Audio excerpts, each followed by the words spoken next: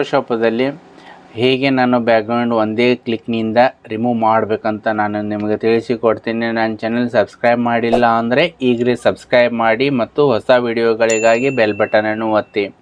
ಬನ್ನಿ ಫ್ರೆಂಡ್ಸ್, ಈಗ ನಾನು ಫೋಟೋಶಾಪನ್ನು ಓಪನ್ ಮಾಡ್ತೀನಿ. ಫೋಟೋಶಾಪ್ ಓಪನ್ ಮಾಡಿದ ತಕ್ಷಣ ಅದು ಒಂದು ಫೋಟೋವನ್ನು ಓಪನ್ ಮಾಡ್ಕೋಬೇಕಾಗತ್ತೆ. ಸ್ವಲ್ಪ ವೆಯ್ಟ್ ಮಾಡಿ, ಫೋಟೋಶಾಪ್ ಓಪನ್ ಆಗುತ್ತೆ. ಇದರಲ್ಲಿ ನಿಮಗೆ ಆಪ್ಷನ್ಸ್ ಕೂಡ ನಾನು ಹೇಳ್ತಾ ಹೋಗ್ತೀನಿ. ಈಗ ಒಂದು ಆಪ್ಷನ್ಸ್ ಹೇಳ್ತೀನಿ, ಅದು ಬರೀ ಒಂದು ಕ್ಲಿಕ್ ಮಾಡಿದರೆ ನಿಮಗೆ ಬ್ಯಾಕ್ಗ್ರೌಂಡು ರಿಮೂವ್ ಆಗುತ್ತೆ. ಓಪನ್ ಅಂತ ಏನಿದೆ, ಇಲ್ಲಿ ಓಪನ್ ಅಂತ ಕ್ಲಿಕ್ ಮಾಡಿ ಫೋಟೋ ಎಲ್ಲೈತಿ ಅದನ್ನು ನೀವು ತೊಗೊಂಡು ಬರ್ಬೋದು. ಇಲ್ಲಿ ಒಂದೊಂದು ಫೋಟೋ ಇದೆ, ಇದನ್ನು ಡಬಲ್ ಕ್ಲಿಕ್ ಮಾಡ್ತೀನಿ, ಅದು ಫೋಟೋ ಓಪನ್ ಆಗುತ್ತೆ.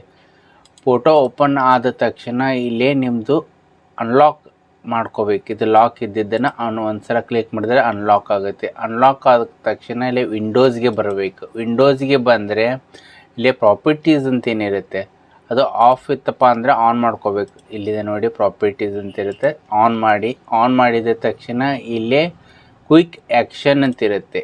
ಆ ಕ್ವಿಕ್ ಆ್ಯಕ್ಷನನ್ನು ಇಲ್ಲಿ ಕ್ಲಿಕ್ ಮಾಡಿದರೆ ರಿಮೂವ್ ಬ್ಯಾಕ್ಗ್ರೌಂಡ್ ಅಂತ ಏನಿದೆ ನೋಡಿ, ಇದನ್ನು ಒಂದು ಸಲ ನೀವು ಕ್ಲಿಕ್ ಮಾಡಿದರೆ ಈ ಇಡೀ ಬ್ಯಾಕ್ಗ್ರೌಂಡ್ ಪೆನ್ ಟೂಲ್ನಿಂದ ಕಟ್ ಮಾಡೋ ಬದಲಿ ನೀವು ಬ್ಯಾಕ್ಗ್ರೌಂಡ್ ಎಲ್ಲ ರಿಮೂವ್ ಆಗಿಬಿಡುತ್ತೆ ನೋಡಿ ಫ್ರೆಂಡ್ಸ್. ಈಗ ಸ್ವಲ್ಪ ವೆಯ್ಟ್ ಮಾಡಿ, ಆವಾಗ ನೋಡಿ ಪೆನ್ ಟೂಲಿಂದ ಲೆಸರ್ ಟೂಲಿಂದ ನೀವು ಕಟ್ ಮಾಡಬೇಕಾಗತ್ತೆ. ಅದು ಸ್ವಲ್ಪ ಟೈಮ್ ಒಂದು 3-5 ನಿಮಿಷ ಹಿಡಿಬೋದು, 10 ನಿಮಿಷನೂ ಹಿಡಿಬೋದು ನೋಡಿ ಫ್ರೆಂಡ್ಸ್.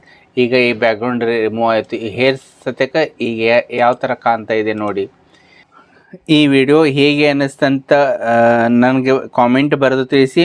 ಮತ್ತು ನಿಮಗೆ ಸಬ್ಸ್ಕ್ರೈಬ್ ಮಾಡಲಿಕ್ಕೆ ಮತ್ತು ಲೈಕ್ ಮಾಡಲಿಕ್ಕೆ ಫ್ರೀ ಇರ್ತೈತಿ. ಪ್ಲೀಸ್ ಸಬ್ಸ್ಕ್ರೈಬು ಕೂಡ ಮಾಡಿ, ಒಂದು ಲೈಕ್ ಕೊಡಿ. ಮತ್ತು ಮುಂದಿನ ವಿಡಿಯೋಗಾಗಿ ಭೇಟಿಯಾಗೋಣ. ಧನ್ಯವಾದಗಳು.